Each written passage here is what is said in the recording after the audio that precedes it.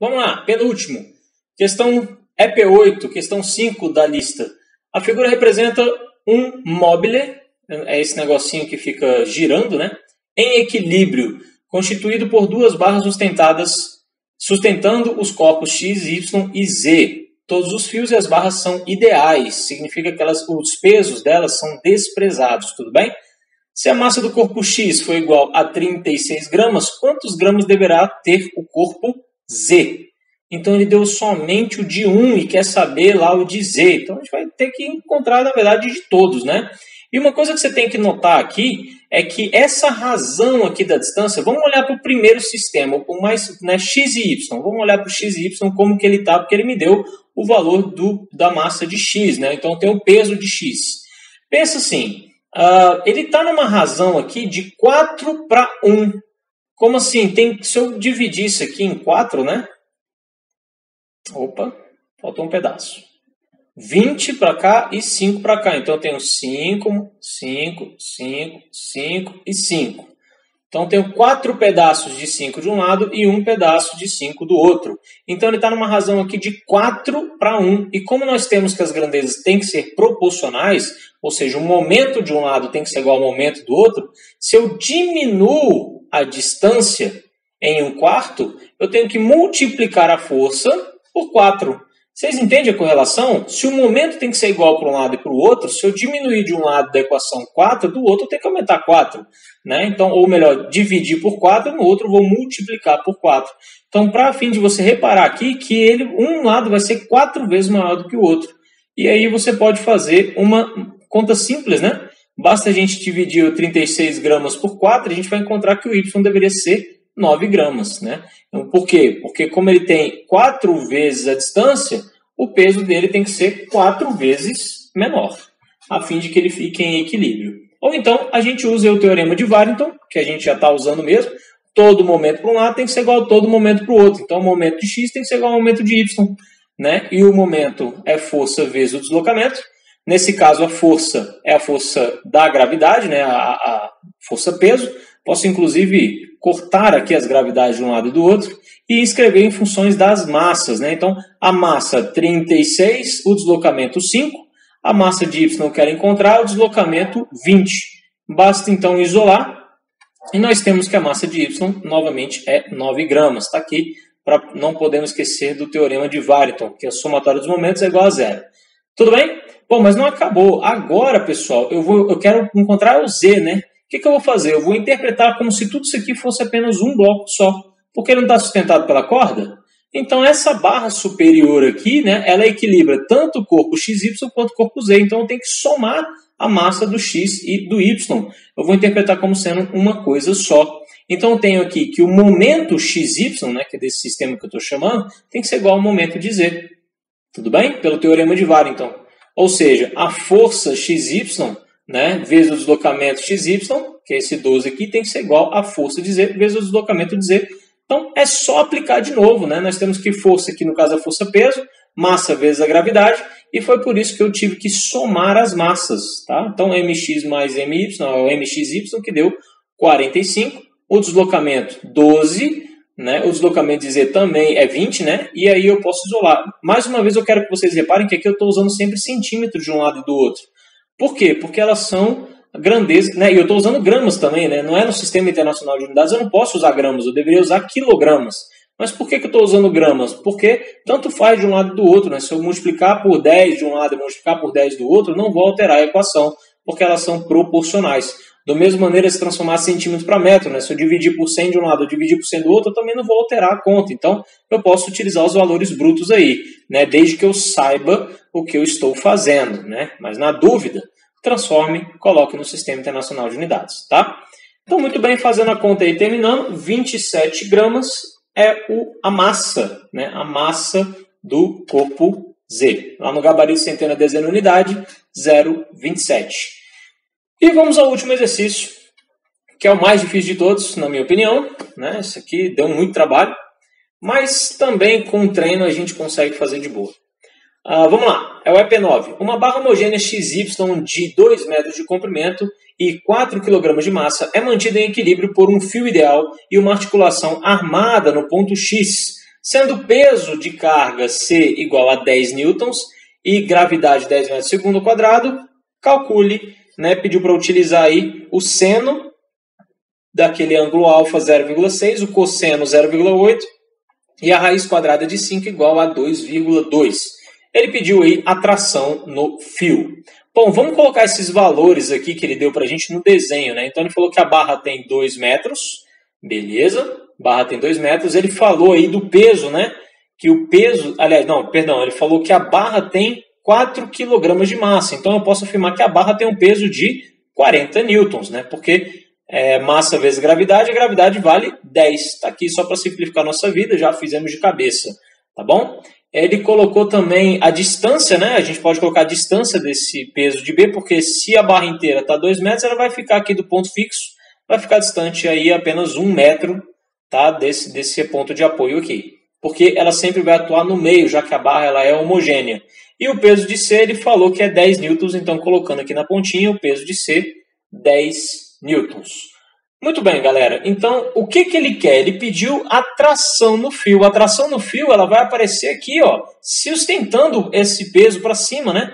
Aí na diagonal, né, ao longo da corda. E para isso, obviamente, nós vamos ter que fazer a decomposição desse vetor, tanto no eixo x quanto no eixo y.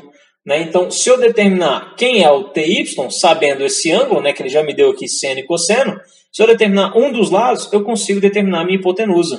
Então, se eu encontrar ou o TX ou o TY, eu determino aí qual que é a tração no fio. Então, vamos começar de onde a gente já sabe, né? O teorema de Warrington, que diz que se um corpo está em equilíbrio, então a força resultante tem que estar em equilíbrio e o momento resultante também tem que estar em equilíbrio. E aí, daqui a gente tira, né, dos momentos, né, nós temos 3 momentos aqui. Um momento vai ser, olha, somente na vertical, tá? Desconsidera o momento de TX. Por que eu vou desconsiderar o momento de TX?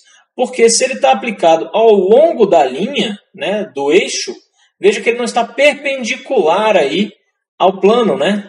Ou seja, o ângulo dele é 0. Então, se o momento é força vezes deslocamento vezes cosseno do ângulo, se o cosseno do ângulo dele, se o ângulo dele é 0, então o cosseno de 0 é igual a 0. Então, o TX não faz momento aqui.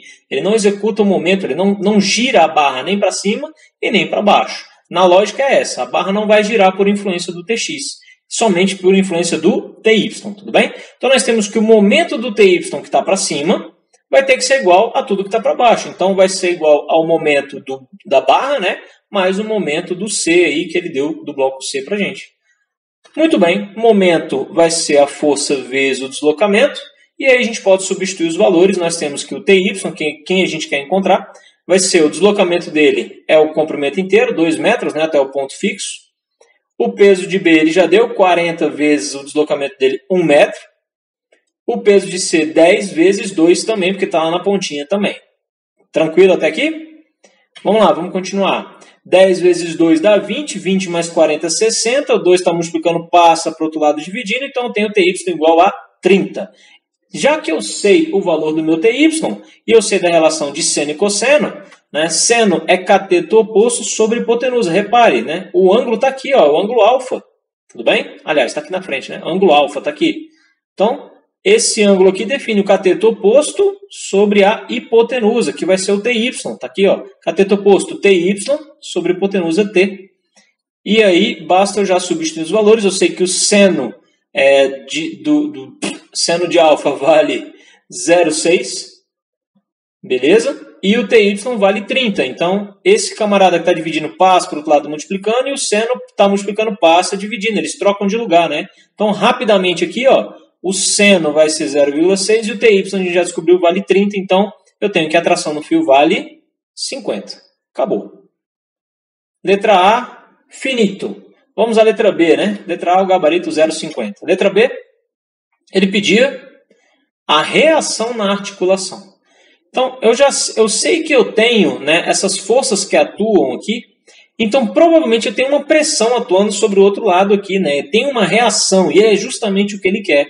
Essa reação, ela vai apontar no sentido contrário, né, na diagonal contrária de TX, e como eu tenho forças somadas aqui, também vai ser diferente, né, não vai ser igual a tração. né? O que eu tenho aqui? Eu tenho que ver as componentes mais uma vez. Toda vez que eu tenho um vetor inclinado, tem que olhar para as componentes, que são, né, o Rx, a reação em x, e a reação em y. Tá bom? E dessa vez, antes a gente fez o estudo, né, do momento resultante, agora a gente vai fazer o estudo da força resultante. Por quê? Porque as forças na horizontais, a gente vai ter que analisar na horizontal e na vertical. Então é isso mesmo que a gente vai fazer, análise na horizontal e análise na vertical, sabendo aí que a força resultante tem que ser igual a 0. Tudo bem? Força resultante é igual a 0. Momento a gente já usou na letra A. Agora a gente vai usar que a força resultante vai ter que ser igual a 0. Então, olhando na horizontal, o que vocês percebem? Só tem duas forças atuando na horizontal, que é o Tx e o Rx. E que um tem que ser igual ao outro, né? Se a força resultante aqui for 0, repare que o Tx tem que ser igual ao Rx. Beleza? O Tx eu consigo descobrir? Consigo. Eu já tenho o valor da tração que vale 50 e tenho o cosseno do ângulo. E cosseno é cateto adjacente sobre hipotenusa.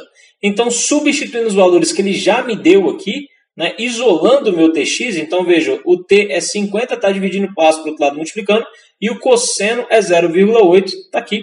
0,8 vezes 50, então eu tenho que o meu Tx é igual ao meu Rx, que vale 40 newtons. Descobri quanto que é meu Tx, então quanto que vai valer o Rx? 40 newtons, está aqui. Beleza, agora eu tenho que fazer uma análise na vertical a fim de determinar aí quem é o Ry. Então, analisando na vertical, somando todas as forças, quem está para cima tem que ser igual a quem está para baixo, né? Nesse caso aqui, eu usei o referencial para cima sendo positivo. Então, Ty mais Ry tem que ser igual, né, a PC mais PB. E aí, só substituindo os valores, tenho que o Ty já havia calculado na letra A, né, vale 30.